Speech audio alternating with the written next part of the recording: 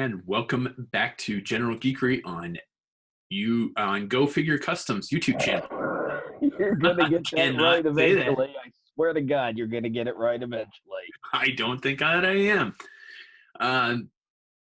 Hopefully you watched our last episode, our last couple episodes where we've actually had like talented artists on. We had Dayton Allen, Sith Fire 30 on last show, who's a very good and old friend of ours. And previous to that, we had Lauren Wright, kind of a new to the G.I. Joe scene, but making a huge splash with her female, her kind of a pinup style female artwork, which is just insanely awesome. Of course, with me as always is JD. Hello. And we've got a friend of JD's on, who I'm meeting for the first time. So it's kind of a reverse of last week. And that's Lucas Garrett. Lucas Garrett. Welcome to the show. Thank you. Thank you very much. Appreciate it. Brian, you are just all kinds of fucked up tonight. I got a lot going on. What can I say? Yeah. So, Lucas, thanks for being on the show with us. You're welcome, JD. Thanks for the invite, man. Of course. So, you are a big nerd for Jim Steranko's Shield, just like we are. You want to talk about that? Because we don't get to talk Shield all that often. So, and let me tell you, my dad got me into Agents of Shield. There was a comic I got where this is after John Walker, quote unquote, got assassinated by agents who were unknown at the time. And Steve Rogers took over, and they were trying to find this killer. And this happened after Nick Fury versus Shield. We had to shut everything down. And my dad said, "Oh, so you're reading that book?" Oh, so he literally told me about who the characters were. And I found that there was more to Nick and Dum Dum and Gabe and even Peggy, because you had an older Peggy at that time before they killed her off and then brought her back again. Who were pretty much helping Steve, and they went to the old barbershop. They went to the old saloon areas where they used to drink and whatever. So it was just one big mystery, but I never ever got back into it till about maybe 25 years later. And after that, I went back to look at the original stuff that Steranko did. And this is the thing. I didn't realize that Steranko pretty much ended his run pretty much during the 1968 year. But I think Nick Fury, Agent of S.H.I.E.L.D. issue 4 or 5. Yeah. And so, like I said, they were just reprints. It really was. And of course, you had the Roy Thomas retelling of Strange Tales 135, which was good, but it didn't have his art. But I mean, that whole thing is and that's what I was expecting for Agents of S.H.I.E.L.D., and we never got that. We got Garden Variety, Mystery of the Day. It kind of harkened back to Alias with Jennifer Garner and Victor Garber a little bit, but it was just set in the MCU, and then you had the fight between Feige and Perlmutter. And so, and after what happened with I kind of dropped off the show mostly because of protests against Clark Gregg. I said, you know what? I'm not a man baby for not liking Captain Marvel because it's a shit movie. So I might go back to it, but if I do, it'll only be because of Henry Simmons and a few other people. But as far as I'm concerned, Clark is like dead to me. You can have your views, but you gotta realize is that most of us are not. We have legitimate reasons for the things that we like and we don't like, and it just throw us all into the same thing. So I'm sorry I got a little bit controversial on that, but as I think don't worry about it. We got plenty of controversy. I really loved seasons 1 through 5, that whole build up, and then of course I saw parts of season 6 that said, "Nah, this ain't for me." And of course, when I saw that Wired interview that he did, where he was so snarky, I said, the hell with you, Clark. I was a fan of you beforehand. I'm still gonna be a fan of Phil Coulson, but I don't want to see anything you do for the next few years, if ever. But going back to Steranko, it's funny that other series and other movies are actually doing a lot of Steranko. Like for instance, I was talking to my friend Gully. Me and him work in the security industry, and he was talking about Hobbs and Shaw, and he was talking about Idris Elba's character in there. And I possibly posted this like a few weeks, if not a month ago, where it showed Idris Elba in that motorcycle suit. But that suit is based on the Jim Steranko look. That whole motorcycle garb, whatever. That was a Jim Steranko, Nick Fury outfit right there. And this I is would say that's so Jim Steranko it hurts. it really does. And this is the sad part. We got Idris as Heimdall when we could have gotten him as Jacob Fury, the brother of Samuel Jackson's Nick Fury, and going to these Zodiac stuff. But this is the thing I come to realize is that as a fan, I can enjoy the stuff, but I can't pretty much get too involved in it because if I do, I'm always going to get disappointed every time. Yeah, I think that is kind of one of the downsides of some of that stuff. Being a Jim Steranko fan myself, I've got a couple things that I'd like to show you here. I think you might get a kick out of. That is that's beautiful. Agents of Shield #1, or I'm sorry, Nick Fury, Agent of Shield #1, and it's autographed by Jim Steranko. You are a lucky man. I got to meet him a few years ago, and he is by far the coolest celebrity I have ever met. He spent half an hour talking to everybody in line. I mean, he went out of the way to tell stories on, whatever you brought up to have him sign. He went out of his way to tell you the backstory behind that particular issue, or the storyline, or the art that he was doing. And he was just an amazing, amazing person to talk to. And then the other kind of gem in my collection there. Yeah. My favorite, the beginning. Yep. My first appearance of Nick Fury. Yeah. Holy shit. That's it. That's my favorite one. Actually, 35 guys. I mean, it set up so much stuff, and you got to think about this. This is during the time when you had Mission Impossible, or actually Mission Impossible when they beat for another year. But then you had The Man from U.N.C.L.E. You had the James Bond craze. You had the Avengers thrown in there too from Britain. Absolutely. Oh yeah, and this is the thing is that all these guys took their experiences during the Second World War, because when I look at it, I have to figure that either Kirby was attached maybe temporarily with OSS or some type of Army spy group, whatever. Because if you see some of his later work, like when he was going into the Hydra arc in the first arc of that whole thing, you got all these underground bunkers and stuff like that. I have a feeling that he himself might have seen some Nazi underground bunkers similar to that, during the war, if not even during the post-war years. So he incorporated his experiences and said, how can I put this into my art? And so, I wish I could have met him, but of course he died in 94 and I was like 15 years old. Yeah.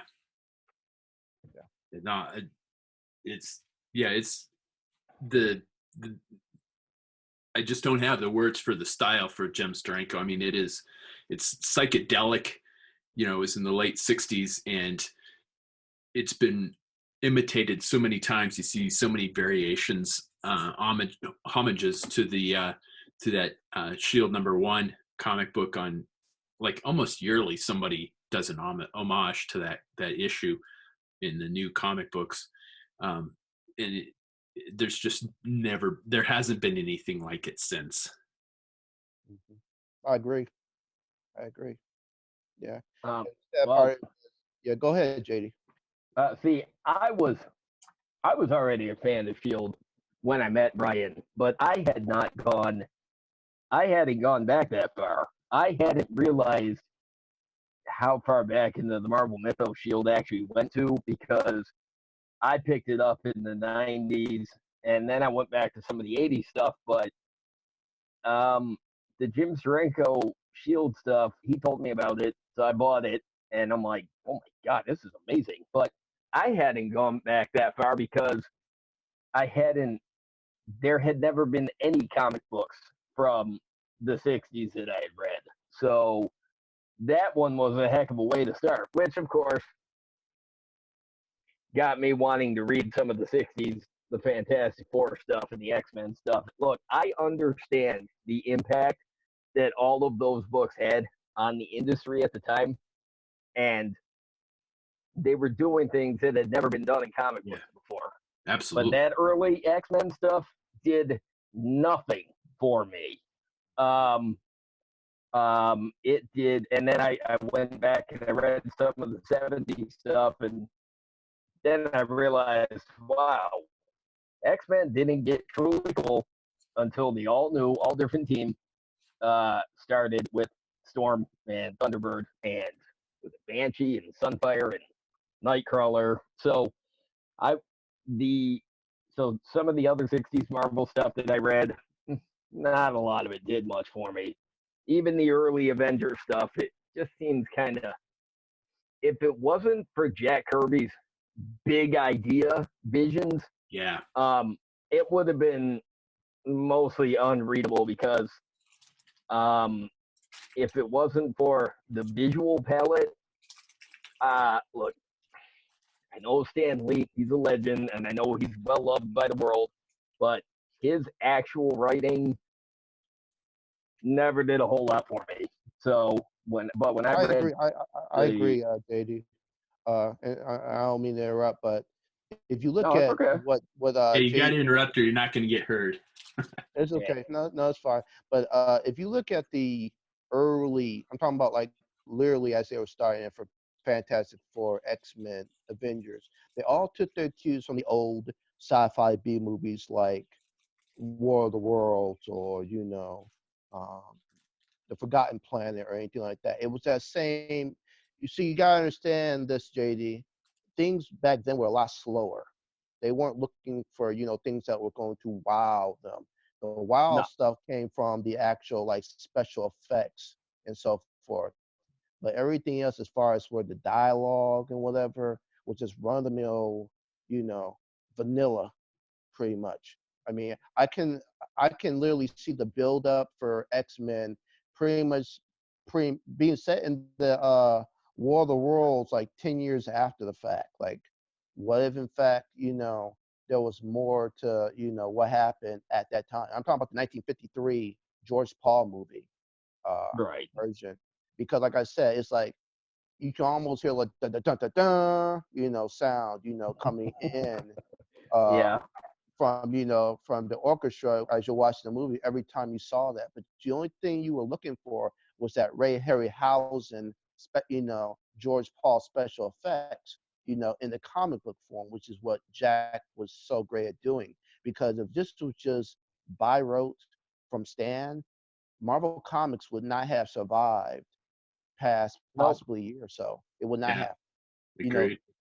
It wouldn't have happened, guys. So that's how I'm able to enjoy it and look for it at its time. Because if I was like that, I'd be just like you, Jay. I'd be like, don't bother me until I see, Giant X-Men, number one, as they're trying to go save, the original X-Men on Krakoa or anything like that. But for me, just seeing the build up, and then you got to think about it.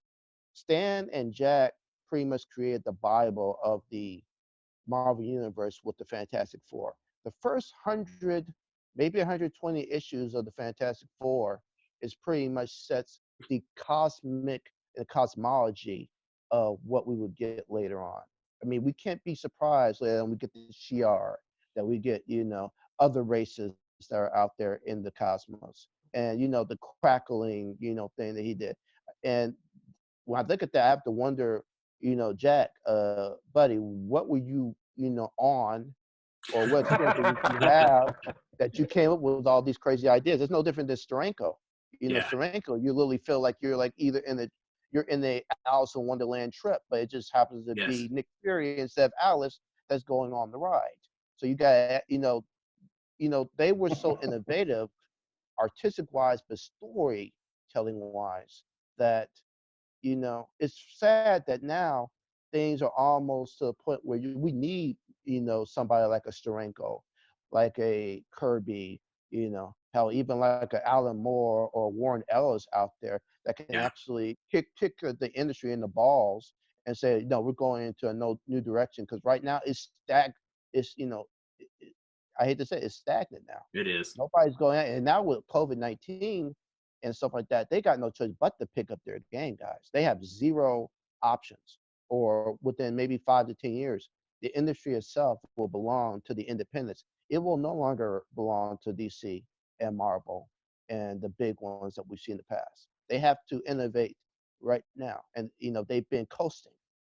They've been coasting on, oh, who can we, which group of people can we piss off today so they don't have to buy our books anymore? Right. That's pretty much where we are right now, as opposed to let's give stories and ideas that can reach everybody, across the board. And that's why I miss about the old days, because they were just starting out. They didn't know what was going to stick. And speaking of sticking, you talking about Steve Ditko stuff. I Yeah. mean, the man was a legend, and not just in our time, but in like many times, because he came up with Spider-Man, and of course, well, my all-time favorites, Doctor Strange, and he was definitely on some stuff. If you look at some of his work, especially the strange stuff, I'm looking at this guy like Jesus Christ. Like, you need both a psychiatrist and possibly actual pharmaceutical individual right next to you, so we can make sure we are documenting everything we do. But no, man, it's just I look at that time and I can appreciate it, because like I said, now I got great art, but I'm like saying, where's the umph? Where's the thing that's going to get me invested? That's why I miss books like Planetary that paid a lot of respect and homage to Kirby and to Steranko, and that book itself ended in 2007, 2000, between really 2007, 2009. But here we are, it's 2020. That book's been done with for close to 11 years. And and now the newest book I'm reading, Prodigy by Mark Miller. Those are the only two I'm thinking that they got it. They understood what the greats of the past did, and they're trying to bring it forward. And Yeah, Miller because I just think wrote about the last couple of series that I read that I really enjoyed, that I felt like this is what comic books should be, was like Deus Ex Machina and Why the Last Man. mm-hmm, You know, absolutely innovative stuff. yeah, it's stuff that Marvel likes to rehash their stuff. As big of a Marvel fan as I am, it's a number one. It's every 6 months because they got to reboot it, because it's like, okay, this went nowhere. It's just a rehash of a rehash of a rehash. But it's hard to be that innovative, I think, though. Well, but it can be done. Well, and they don't do the big comic book companies. They don't do standalone stories anymore. And Yeah. I don't just mean they do all crossovers. No, I don't mean that. I mean they do a lot, especially Marvel. They do a lot of crossovers. But Yeah. even just beyond that, though, they'll relaunch a series with a new creative team, and it'll last for, I don't know, between 8 and 12 issues before they announced another relaunch with another creative team. But that entire series is one long running storyline, and then it ends, and the relaunch starts, and it goes off in a different direction, not maintaining the continuity from what was just done, and they throw in some arbitrary changes along the way, just change for the sake of change. A lot of things, it doesn't feel organic anymore. And then and then finally, when it doesn't sell because people can't keep up with it because of all the radical shifts in, I mean, some of these Marvel runs, some of these major character runs, they last like 14 issues, and then, oh, there's a new number one, and oh, it's part of a crossover. It I don't know waters how it down. anybody could keep up with that stuff. Yeah, it waters it down, JD, is what it does. It waters down the impact of what these characters and these universes created are, because they kind of wind up becoming like, I would equate it to like DC, showcase. Like, imagine you have a 15-issue run, and most of that stuff doesn't even follow because the creative team, the writer, the artist, from the actual inker to the penciler, everybody else is out the door onto other stuff. And so they don't actually transition. They say, you know what? We read it, we respect it, but we're going to go a different direction. And then the continuity, there is no continuity anymore. Yeah, there was None at I all. think it was Showcase Superman. I mean, it's the only. I'm not a huge Superman fan. I was when I was a little kid, when the movie was out and stuff. But there's like a 15 issue. It was All Star Superman, and it was completely different than anything that they'd done before. And the art was fantastic. The storyline was fantastic. In my opinion, there's three things that make a perfect comic book. You've got to have good cover art. You got to have something that makes me pick up the book and say, "Ooh, what is this?" Then you've got to have good story writing. There's got to be something in there that's going to hold my interest. And then there's got to be good interior art. There has to be. Right. You can have the best storyline, but if you got somebody like John Romita Jr. drawing it, it doesn't mesh for me. It doesn't work. You can't tell a story in this medium with shitty art. It just doesn't work. I mean, the only time I've liked his art has been when he did Who Was Black Panther with Reggie Hudlin. And that was it. I mean, other than that, it's like his daddy, and this is no disrespect to him, but he's had years to really try to break away from this blocky art that he's been doing. Is that his father, Ramirez Sr., is a better artist than him. Oh, I'd rather absolutely. read, He's I'd been rather, traded on his I'd dad's rather read name the his stuff. whole time he's been doing this. It's crazy.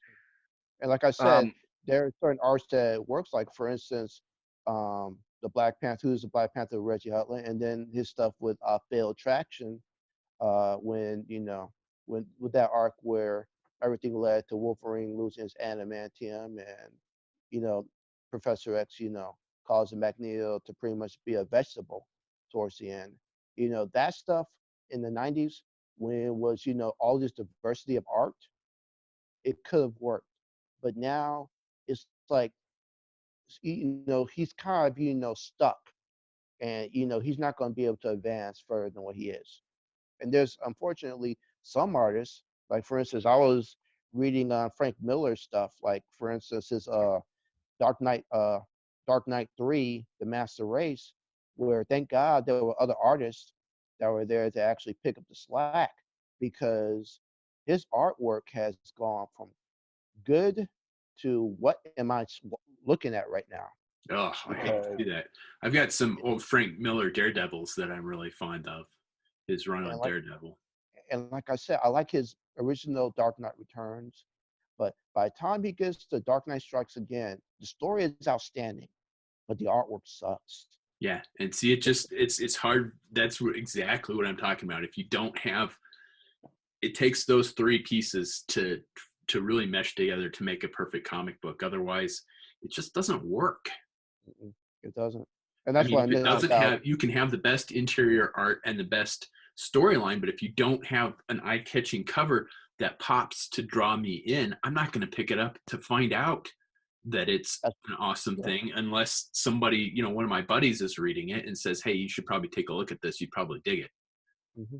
That's what I miss about Warren Ellis and John Cassidy on Planetary. Um, the artwork was so gorgeous. I mean, you could literally just be transported there. It was so photorealistic and what have you.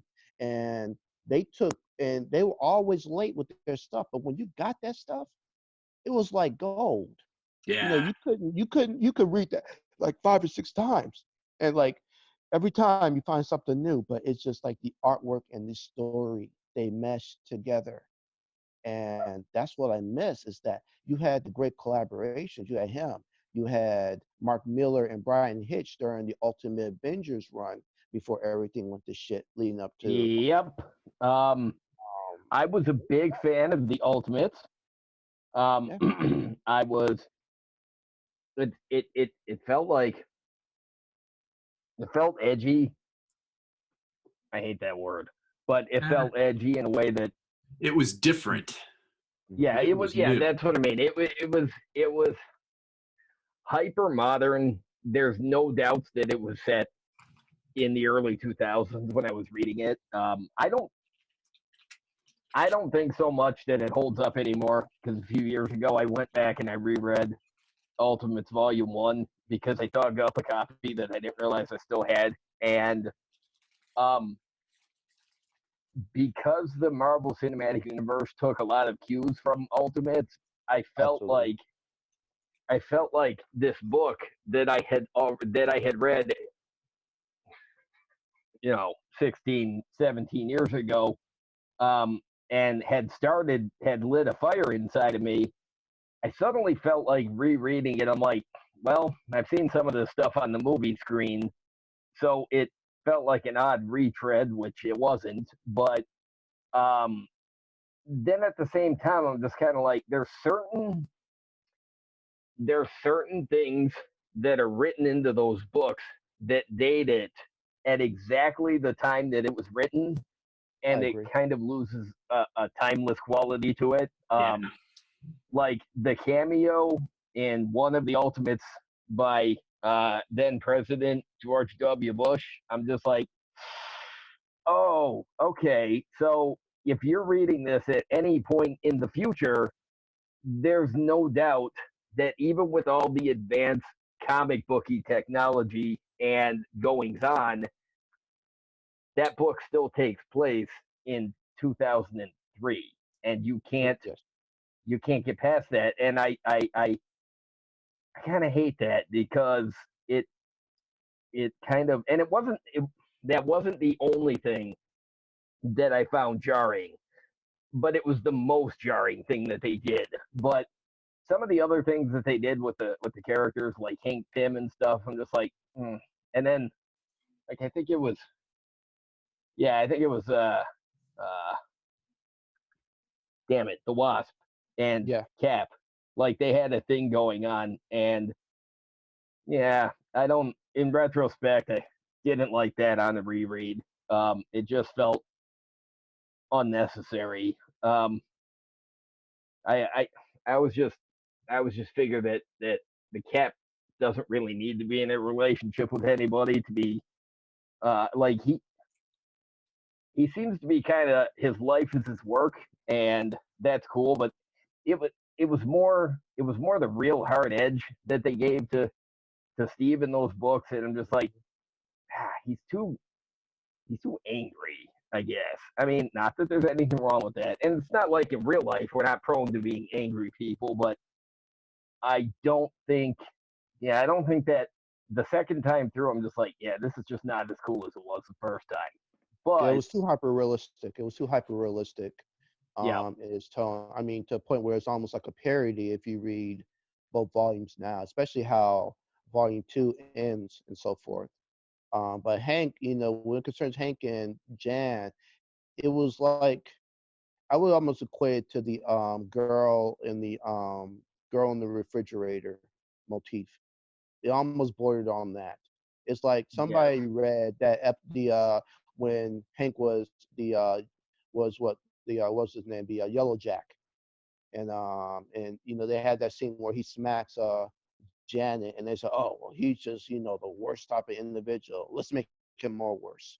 Right. And now he's spraying literally pesticide on his wife when she's in her wasp form, and Steve finds out and then beats the crap out of him, and then they start a relationship and whatever. It's very over the top soap opera, but for no apparent reason. And this is the thing, I much rather uh watch Ultimate Avengers, the actual comic, the actual movie, animated movie that they did way before the MCU, existed, where you I forgot about see, that. Yeah, I don't think I've seen that. yeah, yeah, guys, specifically see the first two. Now, granted, the artwork is great, the animation is not so much, it's very slow, but you can tell that they took elements from both the 616 universe as well as the Ultimates, and they did their best to fuse it together. But Huh. I mean, it's like I said, it's for me the best version that we've got until we got the MCU. And there are certain issues I have with the MCU, certain casting issues I have with the MCU with concern certain characters, because for me, I grew up with certain individuals saying, well, they couldn't be that person at all. Like for instance, I really had to warm up to two actors who played, say, Hawkeye and definitely War Machine. Now, they never should have gotten Terrence Howard to play War Machine before he got into his suit. They should have put Michael Jai White or somebody like that. Somebody who is straight Yeah. down the book, whatever. Because Terrence, I know Terrence. I've seen him in interviews. He's very prima donna. Yeah. So it was only a matter of time before he was going to sink his own ship. So they should have had Michael Jai White be the person, and they should have kept him a Marine as opposed to an Air Force, colonel. Don't get me wrong. I know the technology will always go to the Air Force, but I thought that was almost a betrayal of his core self. He was Air Force originally. Yeah, no, he was actually Marine Corps originally, because that was when in the old comics, when there was a secondary story after Tony got away from that Indonesia, what was it called, Indochina. They want to say Vietnam warlord, but after he got with that, then you had Afro wearing Marine, which I always laugh at that. He looked Yeah. like Yeah. he looked like Jimi Hendrix in the jungle, but he was a Marine, and then he actually became his pilot and stuff like that. Huh. But I'm gonna have to go back and check that. I've got a full run of Iron Man. yeah, So. yeah, because I think Bob Layton did the art. Oh yeah, Bob Layton is like. He's outstanding. I love him. Yeah, I he's actually got a chance to meet him. and JD's met him twice, or JD's met him. Um, I was deployed in Ukraine at the time, and he got Bob Layton to do a video for him. And then Bob Layton came to a convention here, and I was in Ukraine again, and my wife went and met him, and he did another video for me, which was just fantastic. He is definitely my favorite artist of all time, because the only comic books I was into when I was little was GI Joe. I didn't do Okay. any superhero stuff at all. And then when I got into high school, I had a buddy of mine that's he was into GI Joe too. He was getting it as well. He's like, you know what? If you like GI Joe, try Iron Man and try the Punisher, because I think I like both of them. And it was Bob Layton doing Punisher, or doing Iron Man at the time, and that's what got me into totally into comic books. He was still doing it when I was getting into comics when I was around 10 years old. Because I remember that was a time when he was doing the stealth armor, and this is before he got into the what was it, the armor wars to get Yeah. back his armor from Obadiah Stane and everybody else. But yeah, and circling back to the beginning, we talk about Steranko. You guys know the origin of GI Joe, right? Yeah, In the as comics. that spin-off of that Larry Hama was working on. It was going to be Fury Force. Fury Force. yeah, Fury Yes. Force. Yeah. And then they kind of got him to do GI Joe because nobody else wanted to, and they wanted to do this comic book to tie into the toy line, and they got Larry Hama because he was really the only one that would do it, and so he just, if I'm not mistaken, didn't he just take all the Fury Force stuff and kind of change it up and mold it to fit the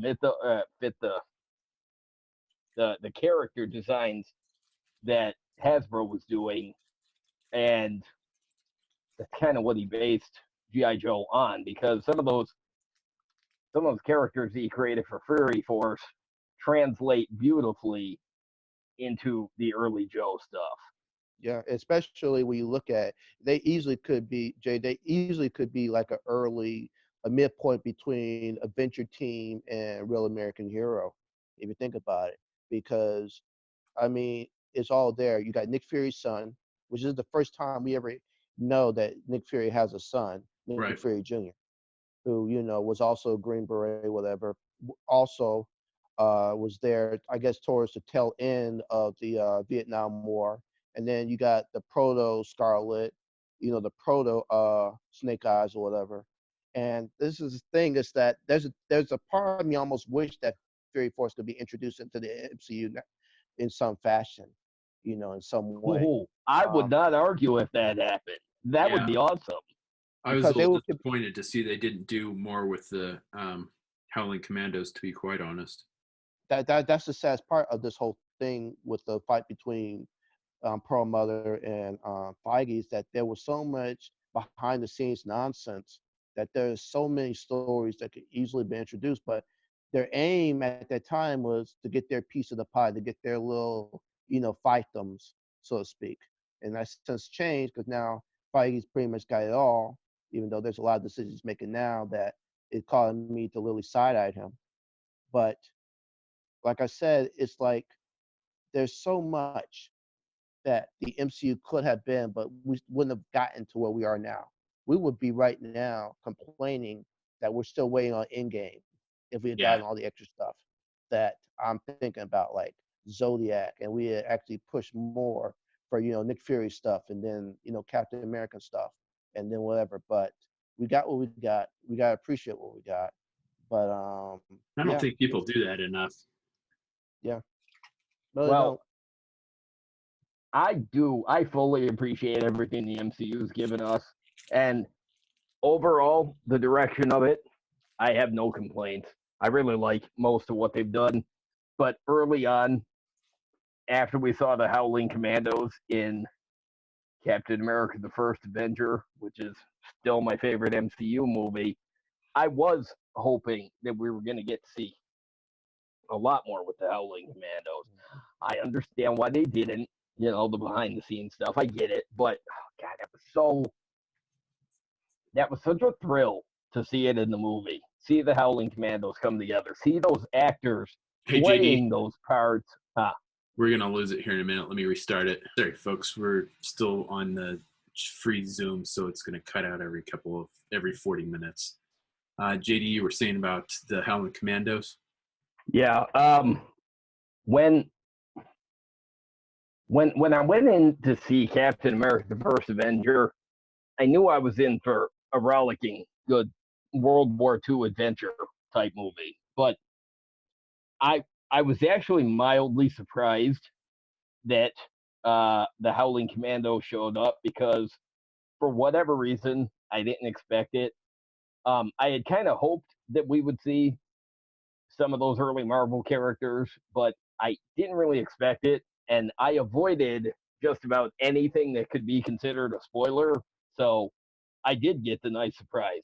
But when I saw that cast show up in those parts, and they so perfectly captured how awesome those characters were, I was thrilled. I mean, Neil McDonough as Dum Dum Dugan was perfect. I mean, I admit, I like Neil McDonough in everything. I don't think I've ever seen him in a part that I didn't like him.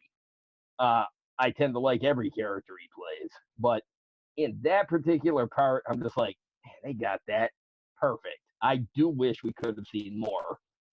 Um, it was nice to see. I mean, it was even cool to see like Union Jack in there, even though he wasn't technically Union Jack. The character was there. Yeah. And I was kind of hoping that we would see more with him after. But like if he, um, like we could have seen some kind of setup for that. But I don't. I think the problem with that was they just weren't there in the MCU yet, and in some ways they're not really there even now. But God, that was so cool. Yeah, First Avenger is still my favorite MCU movie. But that was so early Marvel. I loved it. But yeah, so I mean, I am grateful with everything they've done with the MCU, mostly, except for Hawkeye. That guy, wow, that actor, he's cardboard anyways. But I was He's phoning rewatching. in. He's phoning in so much. I mean, don't get me wrong. There are a few times where Jeremy Renner kind of brings it, but it's only like in small parts. Like for instance, his relationship with Scarlet Witch is like literally big brother, little sister, straight on. But at the Yeah. same time, it's like I've seen better work from him, like Hurt Locker and what have you. Hell, he even had more fun in Tag than he had, in the MCU. And if you could say Well, that, then there's a problem. yeah, I was gonna say he was just short of nuts in the Hurt Locker, but Yeah, God, he was dynamite in that movie. And yeah, then as Hawkeye, he's just he's there. kind of the broody guy that doesn't talk a whole lot. Yeah. And And that's not Clint. kind of, Clint had a big mouth. Clint literally will like buck with Iron Man and with Cap in the old comics, if you remember. I Oh mean, yeah, oh he absolutely. was that person. Yeah, he was like, Clinton he was Barton, his mind. There's not. like That's he not was always Clint Barton. shooting off at the mouth. He Yeah, was he was. I mean, he started out as a villain, but Yes. once he switched sides, it didn't matter because he was still the same character. He was just exactly. working for the right reasons. But you don't get any of that with Hawkeye in the MCU. No, you Any of didn't. I don't him. think so much of that's Jeremy Renner's fault, though. I mean, No, it's he not. complained. I saw him complain about his part in Avengers, the first Avengers movie, and he was not happy. Well, no, I'm not saying it's all his fault. No, I mean I'm just saying that there's such a thing as performers who do the best they can with what they're given, and maybe that's part of it. But part of it is, um, I think part of it is, I think early on in the MCU, I just don't think they knew what to do with him. Yeah. No, but also JD, if you think about like this is still these guys were still prepping because if you look at, they're still taking cues from the Ultimates, they're still taking cues from the parts of the Marvel 616 that they liked. But if you look at his comparison, and if you look at the Hawkeye in the 616 versus the Hawkeye in the Ultimates, they're night and day. Oh You know, yeah. the one in the Ultimates might as well be just a little bit close to Snake Eyes, because he barely talked. I mean, he really Well, didn't actually come in until what happened where, the Black Widow in that one turned traitor and killed his family, and then he just went full on ham. But before that, this guy, he just did his thing. He shot, like the master bowman ninja that he was, and then he just kept it moving. And I think they tried to fuse it, but that's not what me, and I know that's not what you, JD, were looking for in the nope, nope, to nope, nope. somebody who was like a screen accurate version of the Hawkeye that we grew up reading, Yeah. as Mm-hmm. opposed to what we Yep. eventually got. I very much feel like the characters that they early on sort of, I think it was weird because I think part of the problem with Hawkeye in that first Avengers movie was, I remember when I read the news that that the Avengers movie was going to be written and directed by Joss Whedon. Mhm. And my answer to that was, wow, they kind of picked the perfect guy Yeah. to take a large team of people and find a way to mesh them all together into one movie and actually give all of them a role. Because if you look, I I do not dislike the Fox X-Men movies, but if you watch those first three of them, let's face it, they are Wolverine and the X-Men movies. Thank you. Yeah. Thank you, JD. Because Yeah. that's what's gonna sell tickets, unfortunately. Well, I mean, it's a throwback to the late '80s in the comic book industry when your book was not doing well. You either threw the Punisher or you threw Wolverine in there to sell some issues to garner some interest in your title. well, to a point. No, not even to a point. I mean, I've got issues of Power Pack No, that have no, I'm Punisher. talking about to a point with the movies. To a point, but right out of the gate, I felt like they didn't really know what to do with the X-Men characters, which is why Wolverine's a big part, and everybody else that isn't Patrick Stewart is just kind of there. And in that case, for the further movies, most of them continue to just be kind of there. And See, I then I felt wonder like, how much of that is like budgetary like special effects. It reminds me of the line from Deadpool 2 where he's like, geez, there's only two of you. It's like the studio couldn't afford more. Yeah. All right. It is, That's it is, funny. guys. It is, but at the same time, is this? You got to think about it. From what I'm hearing about the behind the scenes about what Brian Singer was, doing, he rarely wanted his people to actually read the actual comics that they're based on. Oh, yeah. He If actively discouraged them from reading the comics. which Really? is weird because you find out later on that some of them pretty much said, "Well, the hell with you, bro. I'm still gonna read my stuff," which is why you get a genuine Professor X, which is why you get a genuine, Magneto, because these guys, they have to know their research. When I look at, for me, it's going to be hard for me, going forward, because as far as I'm concerned, I'm glad, Jada, that you've enjoyed the ride with concerns to MCU, but for me, the MCU kind of came to an end with Endgame, because for everything I'm hearing coming down the pike, a lot of that stuff is not for me at all. And the longer that we can actually set that sucker to the side until they get, they take the stupid pills out of their systems, the better. Because this is the thing. Because go ahead and with your point. No, I was going to say, to be honest, I've been saying for years, long before Disney bought Fox, people like, oh, I can't wait to see the X-Men. I wish the X-Men could be in the MCU. And I'm like, look, I love the mutants. But I was saying for years, I don't need them in the MCU.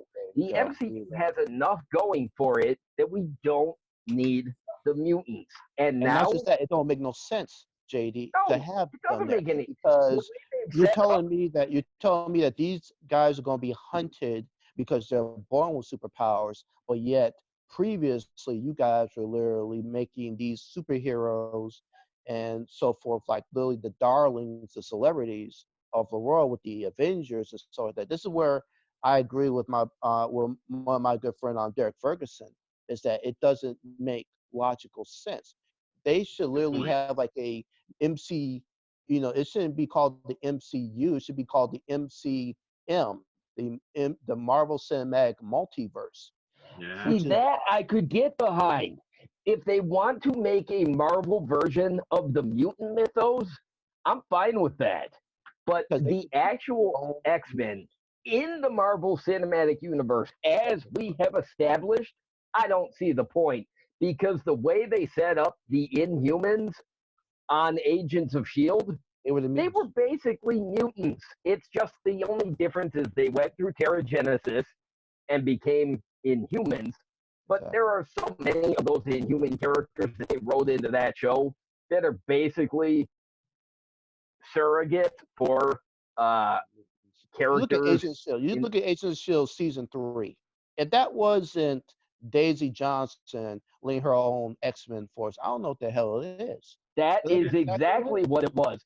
That was the way they use the Inhumans on that show as kind of an answer to the X-Men. That's when I started saying, well, look, I don't need the mutants anymore. But I mean, I was saying it before then, but especially then, I'm just like, what the hell do we need the mutants for? And now that they own it, I'm still saying. The only way I could see this working, JD, the only way I could see this working is this. And I think that this is where the Sokovia Accords and Civil War pretty much sealed the deal for the fate of the mutants going forward. And even the Inhumans. Is the fact of this. When we need you guys for these invasions and stuff like that with Thanos, whatever, thank you, thank you, thank you. But you guys are like living, walking, talking nuclear bombs. We cannot predict what you're going to do next. So that's when not just mutants, but any type of superhuman is now suspect.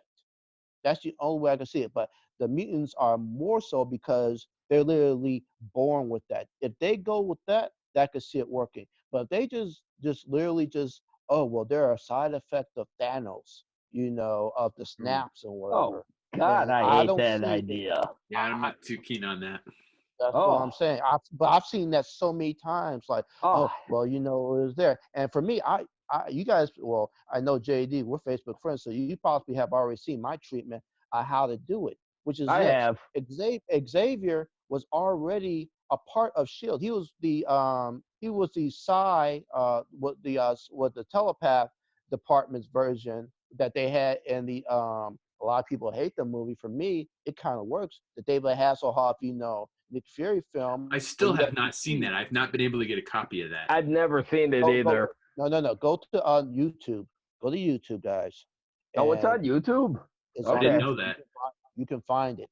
Now, it's going to be pretty much for everybody to see now. So I'm hoping that whoever has it doesn't get a copyright strike. But they have the whole entire movie. Is it cheesy? Absolutely. Is Yeah. Hasselhoff hamming it the hell up? Absolutely. But this is the thing. Of any screen accurate Nick Fury I can ever think of, Hasselhoff is my guy.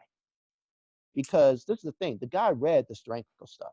You cannot tell me with his mannerisms and how he acted in that he did not read the Strange Tales and the Nick Fury Agents of the Shield comics. It was like literally down to his like essence and being. Because a lot of people know, Hasselhoff from either Knight Rider or from Baywatch. Yep. Knight But Rider. this guy literally got into it and said, you know what, I'm gonna try to be me like I usually am. I'm gonna be gruffer. I'm gonna be what Stim Steranko had. And he pulls it off. His co-stars, not so much, but he's at least there. And the technology of the helicarrier and the organization, because this kind of like takes a cue from Nick Fury versus Shield, the aftermath of when they're scaling down Shield. It works, but the problem is the villain, the villainess, and she was in Mortal Kombat Annihilation. She's the one who replaced the original girl who plays Sonya. She's in it. She's hamming it the hell up. I'm talking about like, you look at this girl like, Jesus Christ, woman, do you want the entire stage? I could just back the hell away if you want. What, you mean she chews the scenery or what? Man, chew the scenery. That's an understatement. I'm talking about she went to the entire buffet bar, JD, with, Oh. with Oh, her I acting. see. And so that Oh. that and usually and them saying, oh well, it's Hasselhoff.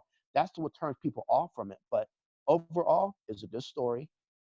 But it was definitely made to be a TV series going forward that Fox couldn't make happen because nobody was going to watch it because Hasselhoff is Hasselhoff, and Hasselhoff has a stigma where you don't take him too seriously in Right. roles, and so that came in, and that was it. But coming back to the point is that, if I can remember my point, is that I really went on a diatribe there. Is that uh, no, in my thing, and this would have been the guy, and my top person to replace Patrick Stewart, even though I've gotten used to possibly a Mark Strong as Xavier after seeing him in Yeah. the Kingsman. But my top person was the guy who was Vin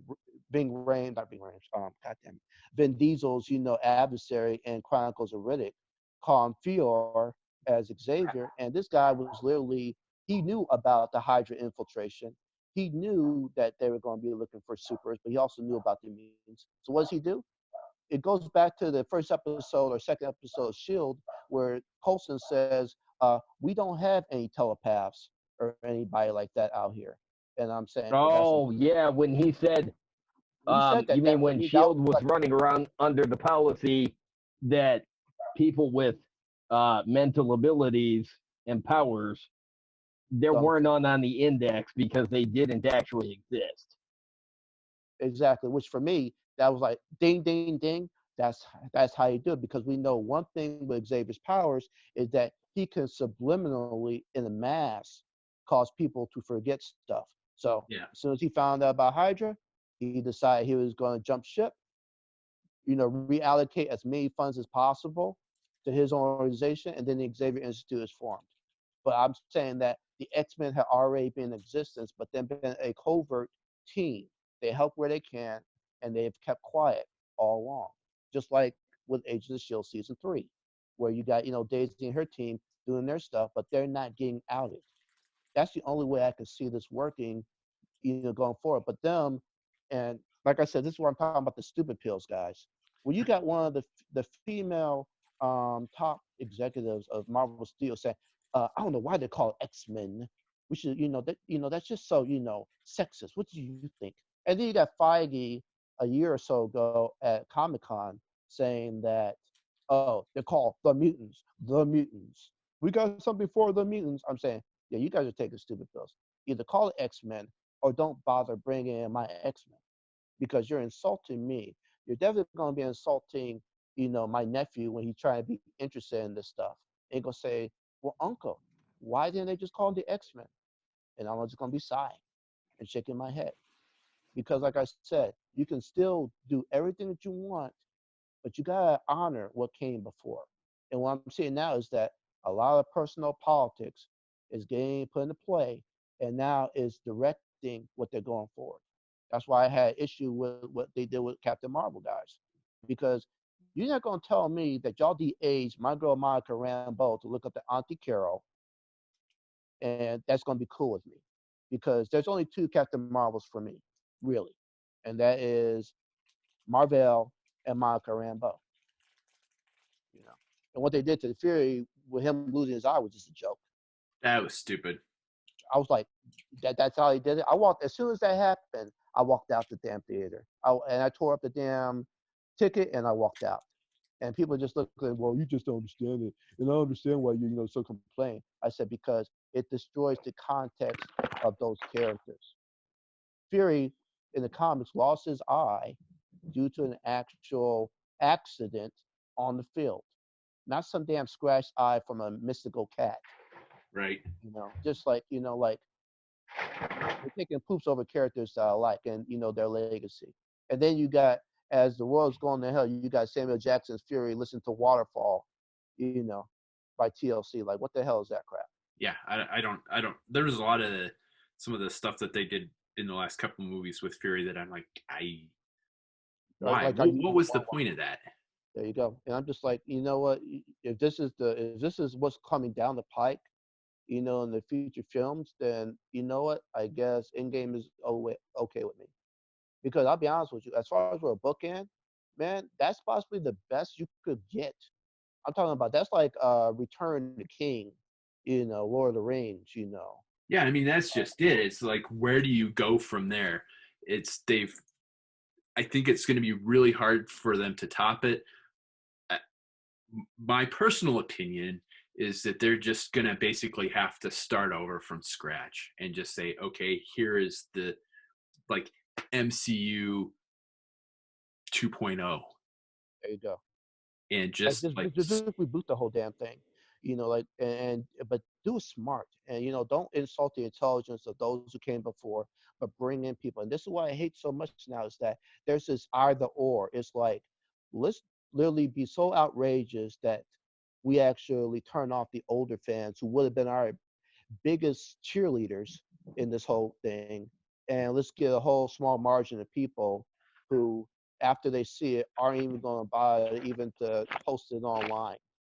And it's like which who is the one that you're actually servicing the most, you know because you've literally built for close to since 2008 now, so for a good 12 years. I can't believe it's been 12 years or yeah, close to that the MCU has been in existence, and you're just going to, just because you're looking for the new audience, you're just going to shuffle away the ones who actually help you build it. That will make either economic sense or common sense. So yeah, that's my rant really for the entire thing. But they got their hands tied. And the things is this. What's going to be interesting is this. Whereas other people had issues with the Snyder stuff on in DCEU, I yeah, understand the context of what he was actually doing, because most of that stuff was based on the Earth One series that was recent, where you had Jonathan Kent pretty much said, if you use these powers, they're gonna stick you in the damn lab and throw yeah, away the key. So don't do that. But you have all my other friends saying, "Oh no, Jonathan Kent would never do it." No, no, not your Jonathan Kent wouldn't do it. But we're dealing with a hyper-realistic Superman and a hyper-realistic Batman, and this is the world in which they would actually exist. And the sad part is this: is that being related to some of these directors and producers who are getting all this flack, is actually getting harder because I have a suspicion that that's why Zack Snyder's daughter took her life. It was because of depression and whatever. I think that some kids were literally harking on her because of who her daddy was. Huh. I really I do. didn't. I hadn't heard that she had done that actually. Yeah, she took her life, and then he stepped away from Justice League, and then Joss Whedon did his best to pretty much do what he could Pick up the pieces. to pick up the pieces. And we got mustache, no mustache, Superman, and pretty much a by the book movie. But at the same time, people, and I hate to say this, people don't do stuff out of context anymore. They only do it as of what they wanted to see. See, if I'm getting angry or getting very, very, very passionate about it, it's because I've already looked at both the context of what I'm seeing, and I don't go into it saying, well, I would like to see this, I would like to see this. I'm looking at the story for what it is and judging it by what it is, as opposed to what I would like it to be. And the sad part is that a lot of people are doing the latter, Yeah. and that's the saddest part of it as both a fan, which is why I'm more of a fan than I am into fandoms. If I can get like-minded people, great. But most of the time, I'm like, dude, you can have your little, piece of the pie right here. I'm just gonna go here and enjoy what I enjoy, because I can barely be on most, message boards or groups these days without literally wanting to find some of these people. Yeah. Just because of bad manners. Just because of the bad manners. It's like, yeah, great. You hate Zack Snyder. What else do you have for today? Yeah, you hate this. What else you got for today? It's like Michael Bay's Transformers movie. Were they as good as they could have been? Maybe, maybe not. I'll say that I have enjoyed Bumblebee more than I did any of them, but at the same time, in the context of what Bay did, I see it as G.I. Joe meets Transformers anytime the military were thrown in there. Yeah. Any Agreed. time. And the sad part is that we don't have that now. We don't have that respect for the former stuff. We have what I would like to see happen. And then you bring that in when you're watching it, and then you don't enjoy it as much. As opposed to say, the hell with what I want. Just give me a good story that I can latch on to, and that's it. And that has been the thing that the MCU has done. There's been certain things I'm like saying, okay, y'all went that direction. But then after a while, I'm saying, okay, I'm good with it. Now, certain casting, like I said, Don Shield should never have been War Machine. I'm sorry. I like him in other stuff, but he's just too lanky to me to be War Machine. He's grown on me. I have to admit. He probably wouldn't have been my first choice either, but he's definitely grown on me over the last 2 years. But yeah, that's my thing, to occupy the time. But you guys keep going. What else you guys got? JD? Well, I wanted to I just wanted to mention if okay, I like the Bayformers movies. Guilty. They're stupid. They're loud. They have no redeeming plot value at all. And by that, I mean, well, there are no plots. Not really. The very last Michael Bay Transformers movie, the only one that I outright disliked, because it's one thing for dumb action movies to have multiple plot lines thrown in. That's not. I don't mind that kind. Yeah, it's dumb, but I can disregard it. But the last of the Michael Bay movies had 75 different plot lines thrown in, because it was like 16 different movies that they just went bam and smashed it all together. And then they said, I don't think they knew they were gonna get another one, Jay. Yeah. I don't think so either, because they had so many unfinished ideas just jumbled into that movie that if you follow that movie from beginning to end, there is no resolution to any of the plot lines at all. There are entire chunks of that movie where characters disappear and reappear later, only to be glorified cameos that have no part in in the Which end one? product. Which one was this? Last night. It Last was night. Yeah, the I last night. It was crazy. You turn Optimus Prime into Nemesis Prime. Okay. And It's that the was weirdest thing. one of the 64 plot lines in that movie. There are parts of that movie where even the main star, Mark Wahlberg, now even look, I wasn't a big fan of Cade Yeager in the fourth movie, but at least he felt like a complete character. Where He was a in toolhead. the He was a last toolhead. night, Yeah. He was a toolhead. You know, he Yeah, when I looked at exactly. him, you could tell that he's smart, but he's hands-on smart. He's not going to, a lot of people say, oh man, come on, man. He's an inventor. I say, yeah, he worked with his hand. He finds stuff that he builds, and that's how he does his thing. He's no different than any other amateur inventor I've come across, Exactly. you know, in my life. Whereas That's what he was. in the last night, he not only doesn't feel like a complete character anymore, he doesn't even feel like the same character He isn't. from the previous movie. He's not. He's In not. fact, you know who he is? I swear to God, Mark, he plays it like he doesn't even want to be there. Like, Not just that. Do you know who he's supposed to be if you really look at it? huh, And this is the weirdest thing.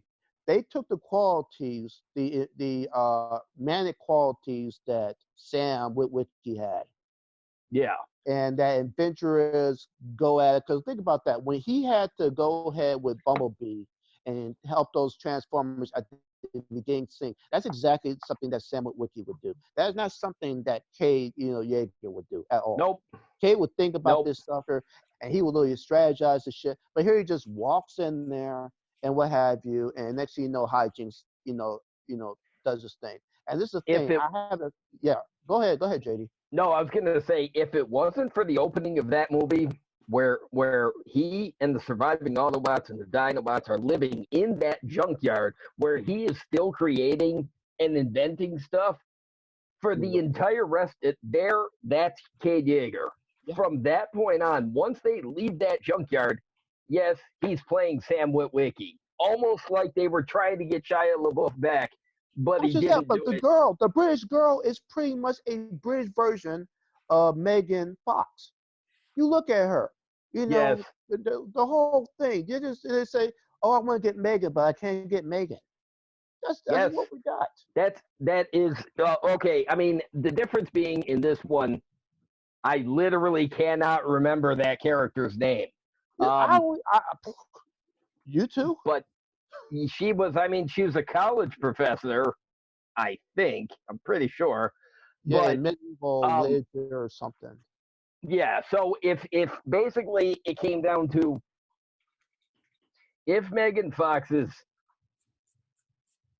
Carly, no, not Carly. God damn it. I Was it couldn't tell you Carly? what her character's name is. I can't remember. Anyways, if that actress was playing the same part in the fifth movie, let's say in between the third and fifth movie, she went and got a teaching degree, and then they transported her into that. That is pretty much how they wrote this character, because she just, I swear to God, they took the cast and they said, well, we can't get the other two back, so let's just use what we got. And it's like they tried to salvage it, and oh God, did they fuck that up so bad? Not just that, but JD, think about it like this. For all the stuff that they did for like the behind the scenes, well, Transformers have been here for so much. You know how much time travel the Autobots and the Decepticons will have to do to make all that shit work? Yeah. Because They from 2007, we're supposed to believe, and now with the Bumblebee movie, we know that's not true, is that when they came in, this is the first time we're seeing them. Now, for me, I can reset myself back to 87 with the Bumblebee movie and say that there are times when they stay on Earth and there are times when they leave Earth and they just have to come back. But you're telling me that we've had Transformers going all the way back to like the damn Civil War with the Underground Railroad. We've had them going back to like the time of King Arthur and stuff like that. And I'm saying, dude, like if that was the case, then yeah, now groups like Section, 7 would actually make a lot more sense because they're almost like Masonic Illuminati nonsense stuff. But at the same time, it's like, I see this in comics where they do this certain, retcon reset that you're looking at the book and say, okay, I'm just done. Like, was it, which one came first, the chicken or the damn egg? You know, because there's only so many times you can reset the damn universe and say, yeah, well, this is a new normal, and this is what we're going to go for it now. Before you like say, you're watering down the property here, and it's not working. So that's why I come to thought that, and I do. I look at the Last Night, and for the good that is there with the action and what have you, the story itself, there ain't no damn story. No, And there's none. and for me, it is my least favorite of all the movies, even though I would go on to say that maybe Revenge of the Fallen is possibly, almost neck and neck with that because of their depiction of the primes. I would definitely have an issue with that. Um, but, and I definitely have an issue with some of the design issues, like for instance, what they did with my boy Wheeljack. That ain't Wheeljack. That's Iron. That's Albert Einstein. That's Wheeljack. Yeah. Like what the hell was that crap? And that was in, Dark of the Moon. So like I said, they were literally trying to throw stuff at the wall as opposed to say, you know what, we got these games. Like, come on. If you got all this material, and this is what I understand about people when they do their adaptations. Yes, you're trying to put your flair into it. I get it. But people who can put their flair into it but still honor what has come before, like the MCU has done, that's the stuff that is eternal. That's the stuff that people are always going to go back to.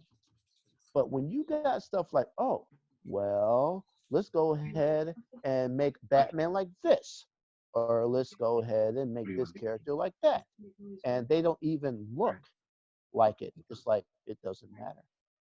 Well, And that's the saddest part, JD, is that, like I said, a lot of these people, they want to be avant-garde directors and producers and say, oh, we're going to just put our own spin on it. If you hear them say, we're going to put our own spin on it, you better run for the damn hills. yeah, because we're going to put our own spin on it means we like the idea, but not what they did, so we're going to do it different. And when I look at the X-Men movies, as much as I love Patrick Stewart and Ian McKellen and Hugh Jackman for the roles, I have to say that that's what Bryan Singer did, is that I like the movies for what they are, but you got them in black-clad, Neo Matrix suits. Yeah. And that's not the X-Men that I have known. And so if you're not able to say, okay, we can design it still with the blue and the yellow and the red, but let's just do it this way, then don't bother. Don't bother me. Well, if it had been for those three performances, I wouldn't even bother with the X-Men movies. Well, and that's why they finally got the costumes right for X-Men First Class. Oh, exactly. Look, but they used the blue and the yellow, and they made them work. Well, I was complaining about those movies before because, like I said, they're basically Wolverine plus some other people. They never did shit with Cyclops. They never did shit with Storm, and they never did, and everybody. I mean, Rogue's a major character in the first one. She's Jubilee, though. She's Jubilee as Shadowcat as a young Rogue. That's all she is. When I look at her. Well, yeah. I'm looking when I look at Rogue, JD, I'm looking at like a early Gina Davis with a Julia Roberts, Southern accent. That is who I'm looking at. When I put in my picture, like, oh, who could play her? Huh. Not some, 14, 15-year-old kid that I know is definitely playing opposite. That's what I'm talking about, is that they changed the character and the nature of those people and say, oh, we'll just conflate them with some other person as opposed to just putting them there as who they are. That was my issue with what they did with even later on with Prime, with Optimus Prime coming back to Transformers, is that I understand war is hell and you can have your own PTSD, but knucklehead, there are better ways to do this, especially in the age of extinction, where he's literally like ready to rain all types of hell on everybody. I mean everybody. And I'm like saying, son, like dial the hell back. And first off, you guys should have gotten off of Earth anyways when y'all knew things were changing after Dark of the Moon. That's why I'm thinking that they was just throwing shit at the wall to see what would actually stick, and we got what we got. And Well, yeah, I was gonna say, see, okay, here's. While I say the fifth one is the only one of those movies that I outright dislike, when I say that, it's because I've tried to rewatch it and I can't finish it. right. Because no, I take that back. The last time I finished it, I watched it in 5 parts. Every time the movie became something completely different, I'd turn it off and go back to it the next day. But it kind of did start to fall apart with the fourth one. The only because the fourth one, you're right. They make a lot of changes after Dark of the Moon. Some of them don't make any sense. Galvatron's there. Why is he He's there? based on Because unless we the get remains of Unicron, Megatron. he ain't supposed to be there. I said, No. unless we get Unicron, which we eventually do, we weren't supposed to get Galvatron that damn early. No, and He was Motor the Master. yeah, exactly. He was Motormaster, and the fact that they started him with the, like I said, with the, I don't know. Yeah, you cut out again on us there. You guys were talking about Motor Master, and that's when I saw the previews. That's what I was hoping. I was like, are we finally going to get a Gestalt besides that shitty Devastator that they did in the first one? But no, Yeah, No. Devastator. No, Devastator. you know what? Yeah, you're right. That was Motormaster, not Galvatron. Now look, I'm a big Galvatron fan. Even when I was a kid, Megatron never really did anything for me. He just eh. And then Galvatron came along. I'm like, oh, that's I thought Galvatron was awesome. And I still say to this day, and I don't care who likes it or who doesn't, Galvatron is cooler than Megatron. And then they use Galvatron in the live action movies. He's there for 10 minutes, dies, and then for whatever reason, Megatron just comes back in the next movie. There is no mention of Galvatron at all. He's just back. The dinosaurs, the Dinobots show up in the last 20 minutes of Age of Extinction. No particular explanation why. They're just robot dinosaurs, but I don't care because Dinobots. I don't give a shit. Grimlock's there. I love Grimlock. I don't care that they didn't use them the way they'd been used it was awesome to see. You know, I don't complain about the character designs because yeah, I get it. They're kind of ugly, but whatever. I like them anyways. Until that damn fifth movie where all of a sudden everything is there for no particular reason. And I mean, they use Hot Rod in there. He's there for 5 minutes.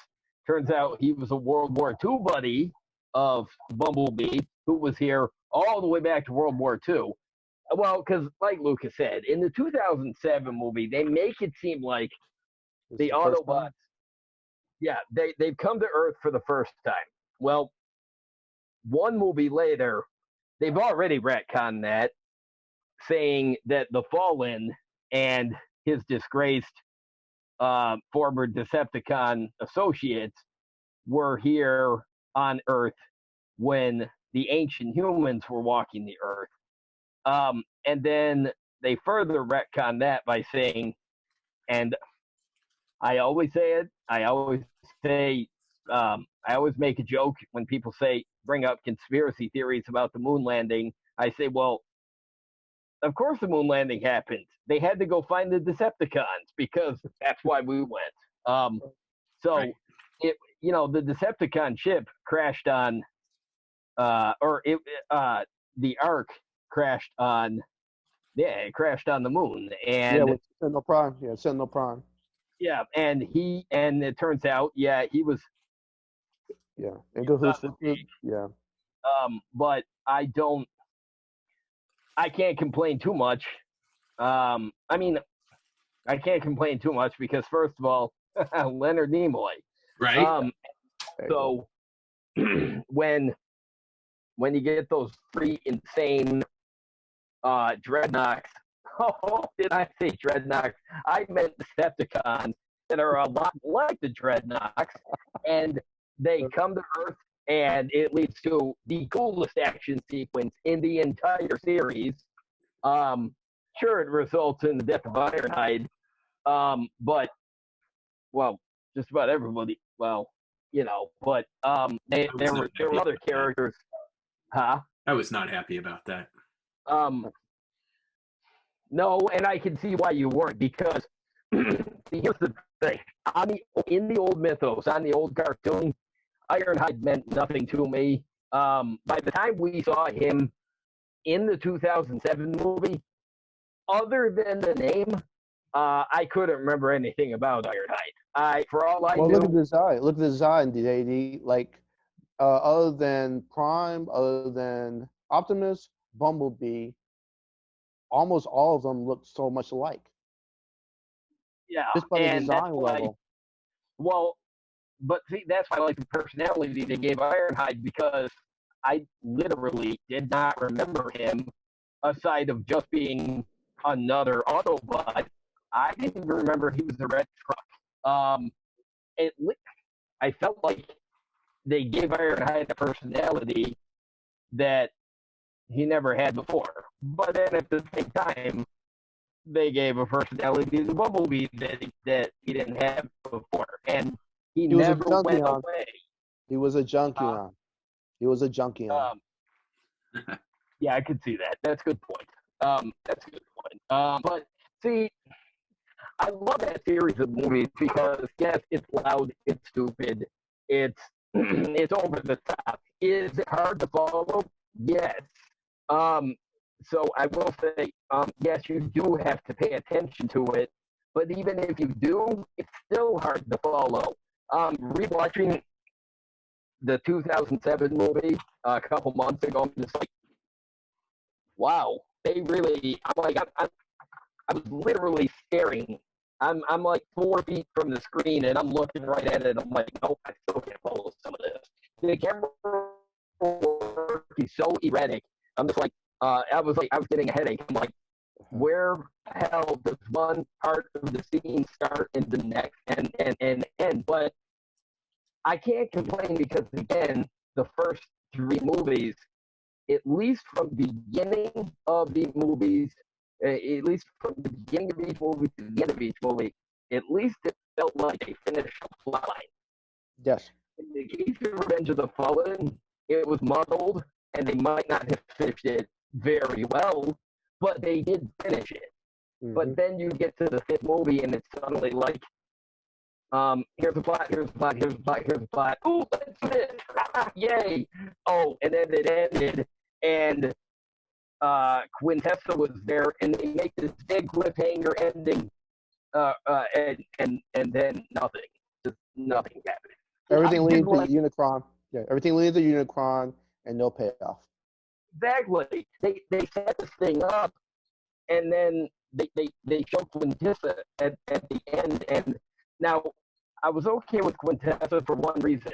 I'm not a fan of the Quintessons. I think they're weird, and I think they're ugly as all hell. So not just that, Prime is the creator of the Transformers, not these Quintessons. So I don't know where they got that from. I know where they got it from, but I don't agree with it. I saw a lot of complaints about Quintessa. There should have been all of the Quintessons. Why? They took a bunch of weirdos and made it into one weirdo. Okay, I don't have a problem with that, but there were so. Did you see the concept art of Optimus Prime as the robot ape because they were going to do Optimus Primal? They were going to bring some of the Beast Wars mythos. Maximals, yeah, the Maximals and the Predacons, yeah. Yes, they were going to do that, but they didn't.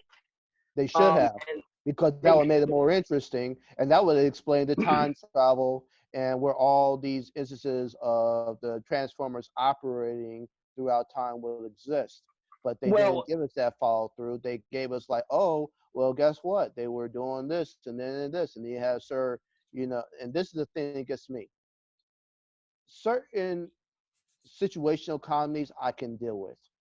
But that scene where you have Sir Anthony Hopkins narrating about the Transformers, and then you have this little small micro, what is it called? The micro Transformers.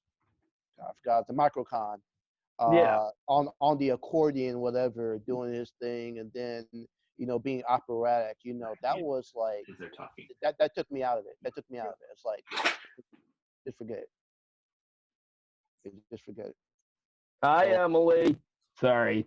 Um, I, well, if they had done the Beast Wars idea, I think that's kind of why they introduced the Dinobots in the fourth one, anyways, because that's where they wanted to lead it to. They wanted their introduction to open the audience up to the idea of more animalistic Transformers. So that when the next movie came out and the Predacons and the Maximals were there alongside the more conventional alien robots, that it made that we were already open for it, but they didn't do that. But then in the fifth film, they pretty much were made to be little small kitty, dinosaurs, that Kate Yeager, watched over. I'm not saying, but and there's one giant one. I'm not saying, but they were such a big, throw line in Age of Extinction. As he went to China to get them, and he said, "I am your prime," and they just going roughshod against, Kelsey Grammer's character, what have you, and then they're just relegated to just, cutesy toys, in some type of, junkyard area. And a lot of my friends are saying that was like one of the cardinal sins for them watching that, is that this is what they relegated them to. And that's what I'm saying. Michael, at the end of it, he possibly was told by the producers that, this is possibly going to be it. So do whatever you want to do. But he didn't have a good story, consultant. Nope. Or if he did, he fired them, because this is what we got. Like you said, we got between 65 to, I think, possibly 90 plot lines that did not connect at all. Nope. Did not care to connect at all, because they were saying, "Oh, we're gonna leave you with this, and hopefully you'll come back for more." And then the fans realized that, and they didn't show up. It felt like, okay, you get a box of dried spaghetti noodles. Okay, you open the box, they're all, they're all long pieces. You break them in half to throw them in the water. Okay, and then once they're done, then you pour them out and you get the wet noodles. Well, if you took all of them out before they were done cooking, so they were at least malleable, and you twisted it all together, and you made like braids and shapes out of it, and then you put it back in the water. But then you realized you didn't have enough, so you took a bunch of dry noodles and just added them to the pot of the cooked noodles, and you mixed it all together, put it on a plate, and tried to eat it. That's a lot like what the Transformers movie. That's the best example right there, what you just said. And it was just kind of a mess. A lot of neat ideas. It was an undercooked franchise, and that's why I like Bumblebee so much, is that they just had to reset everything. And when they showed the beginning in Cybertron, I was pretty much in the theater, like, whooping and hollering, because I was like a damn 8-9-year-old kid again. Right.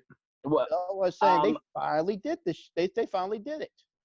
Well, I had to laugh because when they first showed all that stuff, and the fanboys were going nuts, like the Transformers fans that had bitched about all the Transformers movies, they show all this, and somebody didn't appreciate my attitude that when I responded with, "Wow, you guys are going to be so mad when it's only 5 minutes of the movie." Yeah. But then it turns out to only be 5 minutes of the movie. But it's like they weren't that mad, because it was at least a preview of what they had always wanted to see. Exactly.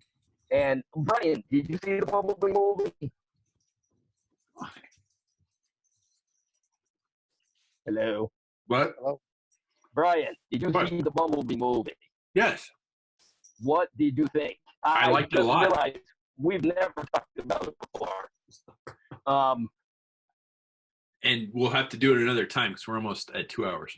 Well, no, because I was going to say, I thought I did understand the comparison people made between John Cena there and Duke.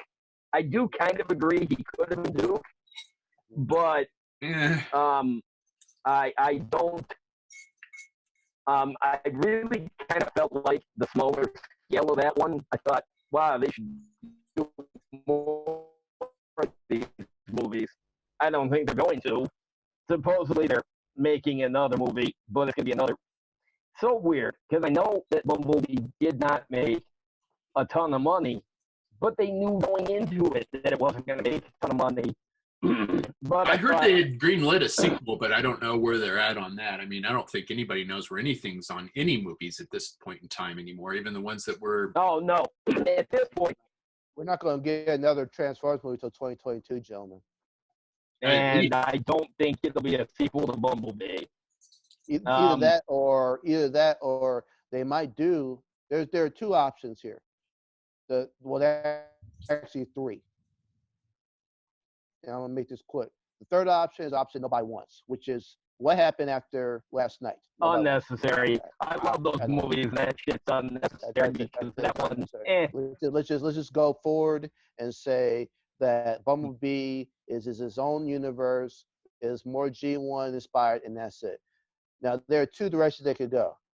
They could either go with a second movie that's a sequel to it, that's kind of both a Bumblebee and Optimus Prime origins movie, where you see certain things kind of mirror each other, where he's on Earth, but then it harkens back to like the war in Cybertron. Or the last one is it could be a Beast Wars movie, which is another reason why they might be using that concept art, JD, down the line for Optimus, Primal, and that others. Would make me happy if they didn't do that. If we got to see those visions realized on the screen somehow, I'd be pretty happy about that. Me too. Yeah. But I know we're like almost towards the end, guys. So yeah, you guys go ahead and wrap it up. All right. Thanks for joining us on the show. It's great to meet you. Lucas, it was nice talking to you again. We got to do this again.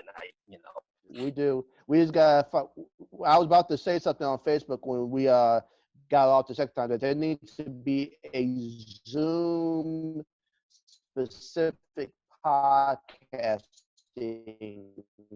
service where it doesn't drop off after 45. The problem with Skype is that Skype signal pretty much gets messed up as long as you go. This one here, they just literally cut you off. Yeah, and I've got an unstable internet connection for some reason tonight, so I'm just going to go ahead and let you guys do your thing. Brian, man, thank you for the invite. Anytime, man. I'm on Zoom from here on out, so if you need anything or just to talk whatever, hell you guys know where I am. Yes, thank you for coming back to the show. Because Lucas was on with me when we were doing the audio podcast, but Brian couldn't do that episode, and my computer was on the fritz. It was on the verge of taking a crap altogether. So the computer altogether because it turns out the hard drive or the motherboard was burning out, and the computer did everything but start smoking like a week after. So I'm like, okay, so I had to replace it. All right, with hang on, a cheaper computer. So. JD. All right, guys, I've got an unstable internet connection. It is not. Everything is like it's like a Skype convention here. All right. Well, I'll talk to you all later. Thanks, Lucas. All right, buddy. Thanks, Lucas. You Lucas. guys have a good night, okay? You're welcome. You too. All right. Bye. All right, so thanks for watching, guys. Sorry, kind of got dicey at the end there. We're still having issues trying to get the Zoom with the only 40-minute time limit thing worked out because JD bought the subscription, but I'm the one that has to record it, and I can't record. I can't figure out how to get him to give me permission to record it. So we're kind of stuck there. And we've got internet issues tonight, which is reminiscent of our Skype conversation. Yeah. So, again, thanks for Lucas for joining us tonight, and tune in next time. Please like, comment below, share, subscribe, all those fun social media things, and tune in next time.